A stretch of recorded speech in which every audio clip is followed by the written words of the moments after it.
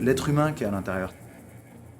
Comment dans son quotidien, de par l'envahissement des nouvelles technologies, tout ça, il avait plus le temps de pouvoir y aller. Parce qu'en fait, il a plus le temps de s'ennuyer. On est toujours en train de lui demander de s'occuper de quelque chose, de gérer les mails, de faire ci, de regarder son téléphone, de tout le temps être dans l'anticipation.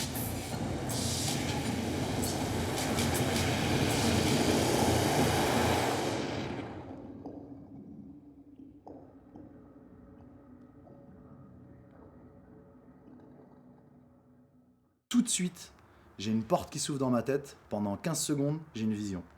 Mais j'ai une vision hyper précise de toute une pièce. Je vois un mec de dos qui est en train de crier « j'y arrive pas » dans une gestuelle où il n'arrive plus du tout à faire les choses, de dos, face au public, et qui est au milieu de fils électriques, de choses comme ça, tu vois. Donc ça, c'est la première image qui me vient, et derrière, j'ai toute une série d'images.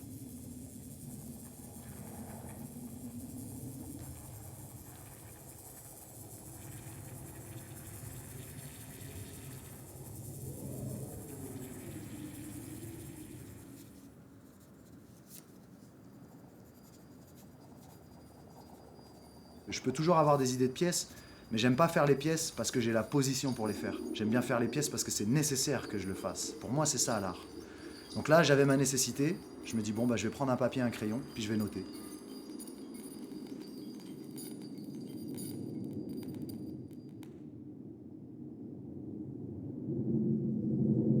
L'envahissement des nouvelles technologies, un danseur dont on est dans le quotidien, mais ça fait quand même office de spectacle. Et ça va aboutir vers une impro dansée d'à peu près une demi-heure. Ça, c'est ce que je voulais. C'est plus net, c'est que la lumière descendait de manière. C'est un cut que t'as de toute façon. Ouais, c'est un cut, donc toi tu veux que le cut soit plutôt dans une montée que dans une descente. Voilà, musical. Ouais. T'as plusieurs façons de fonctionner. Tu peux dire aux gens, tu vas t'occuper de la lumière, mais c'est ce que je veux faire que tu vas faire. Donc en fait, la personne, elle est à ton service. Ou alors tu peux travailler en collaboration avec. Et moi, sur cette pièce-là, je voulais travailler en collaboration avec. Moi, je suis capable de redevenir un enfant face à la danse, parce que je sais que je connais pas tout et que je suis loin d'avoir compris la chose. J'en suis d'abord une victime de ça. J'en ai besoin. C'est ma sensibilité qui s'exprime parce que c'est nécessaire pour moi. Mais c'est d'abord ça.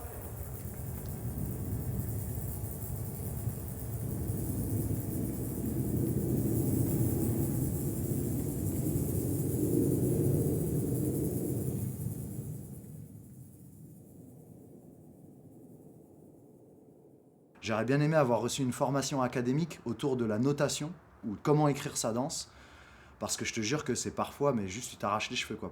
Pour décrire un mouvement, il faut que tu précises que ton orteil il est comme ça, que ta cheville elle est comme ça, que ta hanche elle est comme ça, que la direction elle est comme ça, que le moteur du mouvement c'est telle chose. Bref, tu vas écrire 5 phrases pour un mouvement que tu vas faire en une fraction de seconde.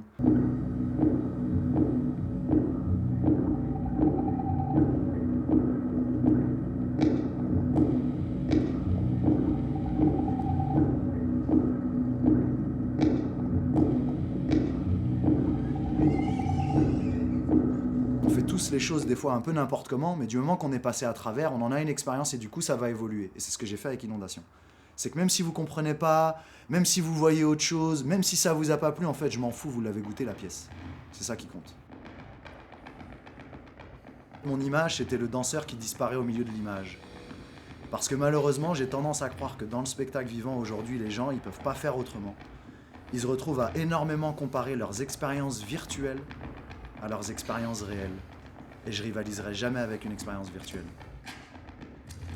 C'est un sujet de société, mais qui est déguisé en fait. Parce que mon job, c'est pas que tu payes 20 balles pour que je te fasse la morale. Ça m'intéresse pas. C'est du spectacle.